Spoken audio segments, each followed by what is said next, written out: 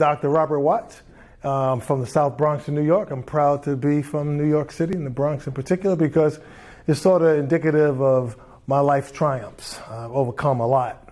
And so I like to first say to your audience that I'm in an educational environment, and I think that's the most important thing that a human being can have is an education.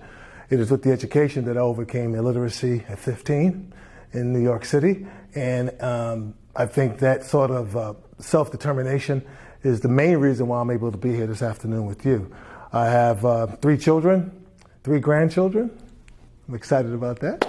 And I'm a cancer survivor of 28 years. So excited to be here to meet you and to be at your school today. A lot of times people think that it's a glorious experience, but it's a very traumatic experience, especially for football. Today I'm 63 years old. And so this message is for young athletes or football players in particular.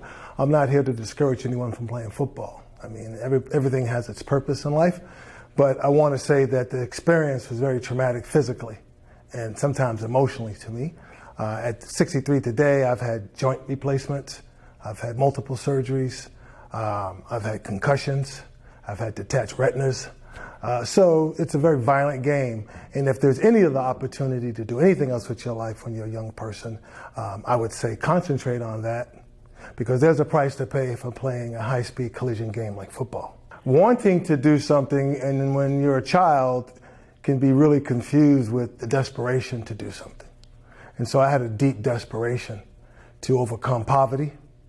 And at the time I was a child, there weren't any role models in my family to show me that there were other means by which one could do that. So sports became a real focus for me. In football, while I was good at other sports, it became, because where I went to high school, it became the thing that I grew most confident about doing as a professional athlete. And so I was encouraged that I could become one because I showed talent really early in life. And so I pursued it for that purpose. But really, my impetus for being a professional football player was about getting my mother and my siblings out of poverty.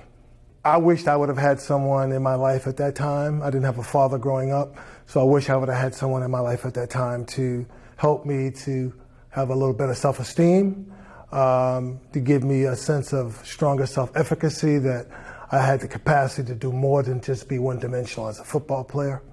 I was fortunate to go away to boarding school at 9th grade in Vermont. And it was at that place, that I got encouraged to play football, but also got encouraged to become more scholarly.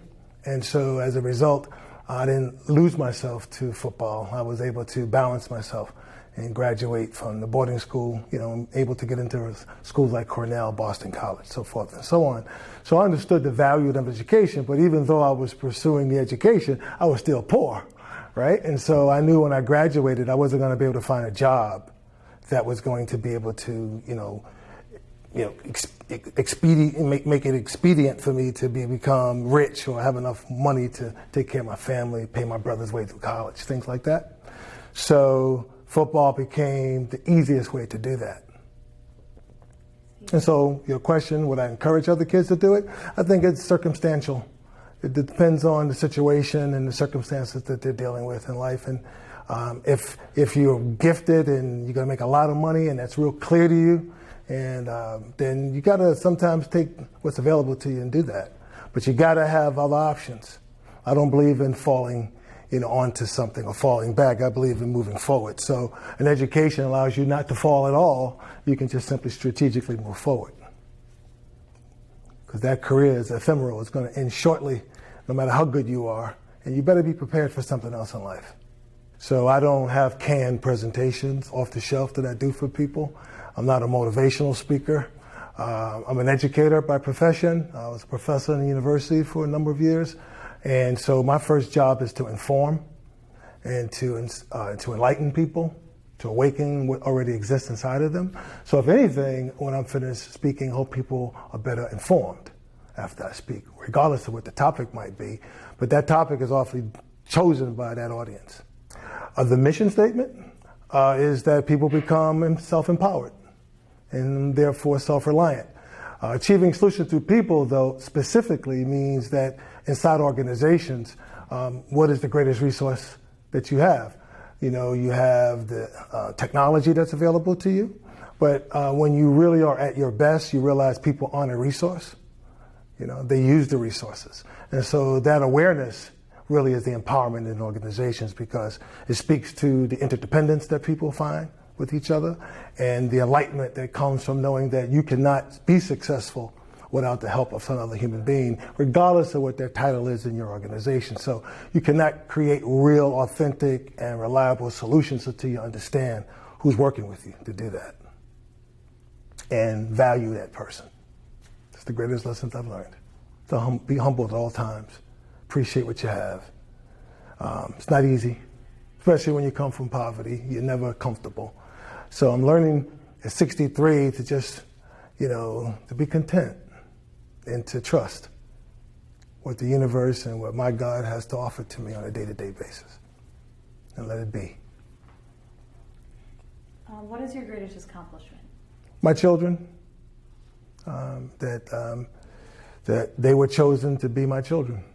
It's hard to say accomplishment because I don't think I accomplished that. But if there's an accomplishment, I think I've impregnated my children with the right values, and now I get the benefit from them as adults, sharing those values with me and keeping me aligned with those values myself. And you have obviously done a lot in your life, and what has motivated you to succeed? The fear of failure. Not wanting to fail. It comes from desperation. And so I grew up poor, grew up without a father, grew up illiterate, and none of those things were acceptable to me. So I was desperate and determined to be more than what was presented to me to be. I mean, for us to have this kind of dialogue is interesting, that people would wonder what the book is about, right? People are never the problem. But the reason why you have to ask the question is because we don't accept that. We don't understand what that means. Doesn't that strike you as odd? I mean, do you think of yourself as a problem? No, I hope not. Yeah. Well, then who does, right? So the people who think that they're problems are those people in our society who have been convinced that they're less than what they are, because they didn't meet someone else's expectations. And so the book really focuses on empowering us to understand that we are really misusing language on ourselves and others when we describe people as problems, because they're two different nouns, right? So one noun cannot be another noun no matter what you do. You can't change that. The universe doesn't work that way. Everything has its own existence and interacts with its environment in its own way. And so you cannot reverse that process. You cannot reverse those core principles of the universe. And so when we look at language as human beings, we're the symbol-using creature. And so we think that we can use that invention to change reality, and we can't. It still is what it is, right? So people are not problems, people have problems. And so the bigger question is, where do problems come from? Not whether people are problems or not, right? But where do the human problems come from? Well, oftentimes it comes from not being able to work with efficiency in juxtaposition with other nouns. So if you got a human being that's in the water and it can't swim, then you got a problem, right? And so what's the problem? The verbs that are missing. You can't swim, right? So once you teach the noun how to use the verbs, then that noun doesn't have that problem anymore, right? Okay, so when people injure us in certain ways that are so egregious or cause some kind of moral disruption in us, then we feel that we need retribution. And as a fragile, limited creature, we want revenge because we can't resolve that with ourselves any other way. We have to do something to inflict some kind of injury on you because we feel that pain that you've caused us or the disappointment that you've caused us. But all we do is set ourselves up for repeating the problem over and over again because we haven't learned anything when we eliminated the person, right? We can only learn about the problem when we study the human being who has the problem.